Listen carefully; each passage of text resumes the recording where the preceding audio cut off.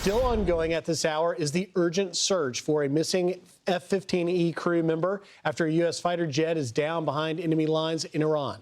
It is the first American warplane shot down by Iran since Operation Epic Fury began just 5 weeks ago. The chief correspondent, Jonathan Hunt, joining us live from Tel Aviv with the very latest. Jonathan.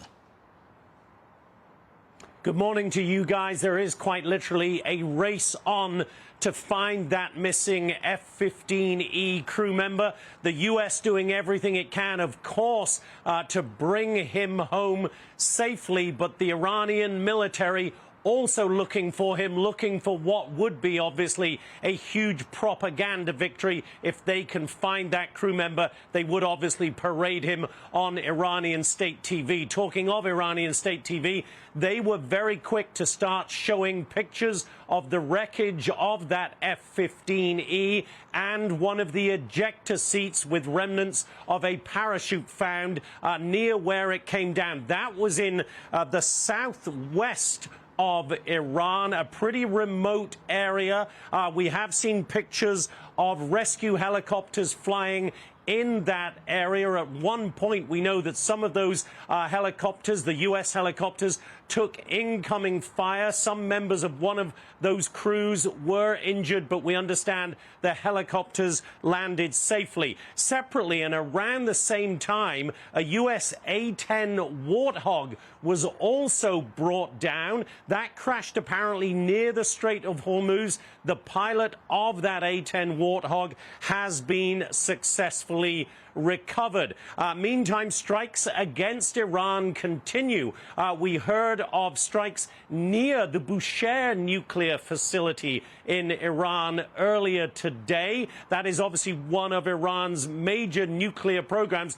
We don't know the precise target of those. We are hearing from Iranian state TV that one security guard was killed. And Iran continues to hit back. Just a short time ago, here we got the alerts that there was an incoming missile from Iran headed towards central Tel Aviv. That had turned out to be one of those cluster munitions, and there was at least one impact in the Tel Aviv area. We understand there are some injuries. We're working to get more detail on that. Back to you guys.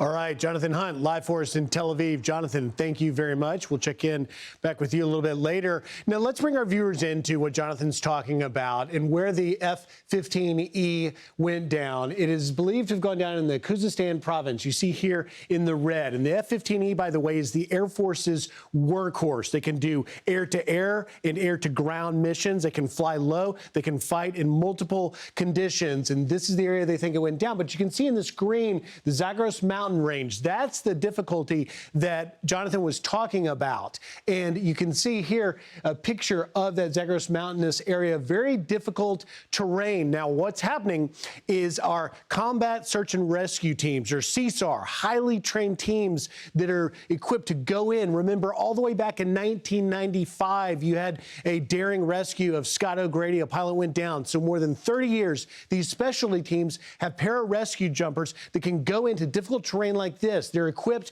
with medical equipment and they can navigate the terrain. Meanwhile, all pilots in this F-15E crew would have had SEER training, survival, evasion, resistance, escape. That is equipping them to take cover, to hide for possibly long periods of time. In just a wider look at the area, you can see that in that Zagros belt, it is very oil rich. The green area is the Arabian-Iranian basin.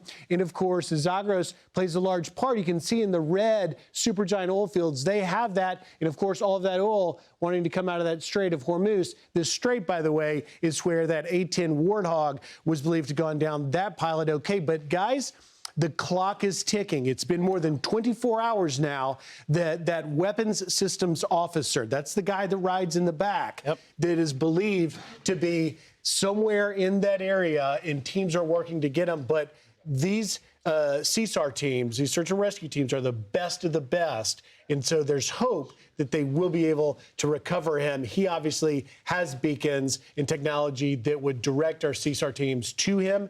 We just need to get him.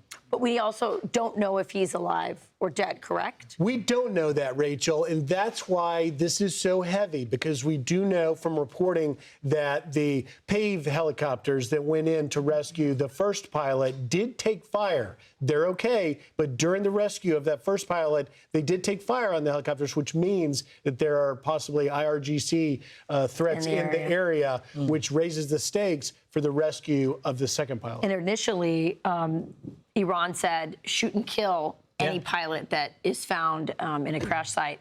And now they're saying no, capture them. And bring them to the cops. Yeah. I'm just curious, is it, as we go deeper in terms of the time, is that encouraging or discouraging, do you imagine, the fact that we still don't have definitive evidence of the passing or of life? Yeah. I don't know. I mean, I have to imagine. I mean, listen, I've been thinking about this since it happened because it's just tragic. Imagine being the spouse, the family member of this pilot. You wonder, do you prefer that your loved one be dead than captured by these people? So this is something to really think about. I'm just curious, what shot it down? Because Pete Hegseth said we had air superiority over there. Was this shot down by, from the ground, from somebody, So I think that's a really important point, Rachel, and we'll ask our military experts later throughout the show, were we not as air superior as we were told we thought we were, because something shot the plane down. But to your point, Kevin, every second counts in a moment like this. The longer that weapons systems officer is trying to survive and not be captured, the stakes get higher and higher. But it's also worth noting that these pilots and this SEER training, this survival and evasion training is very, very specific, and they are trained even in the mountainous region to survive long periods of time because of the time it may take the rescue crews to get to them. How does this affect the war itself from the political perspective here domestically? Yeah, that's a good question. I think ultimately what usually would happen in a circumstance like this is people are mature. The American public has listen, let's be honest. We've been at war or in some form or fashion for most of my adult life, if not all of it. And so I think most Americans understand that there are risks. However, I think politically, you're right, Rachel, it can be complicated because as this goes along, in particular, if there are more incidents like this, it gives certainly Democrats a cudgel with which to attack the administration. That said, I think because the president and the Secretary of War have been consistent in saying there is a very specific motivation here, there's a very specific mission here. Yes, this is war. Yes, there will be things that happen. That's part of it. As I heard Paul Morrow say yesterday, listen, the enemy gets a say in this too. So I do think that there will be some political risk here, especially as things like this do happen. But I think ultimately, as long as the president stands by his word, which is there's a specific timeline, there's a specific mission here. If he does that, the American people, I think, will give him that leeway. Want even more Fox News on YouTube? Become a Fox News Patriot today. Click join to find out how.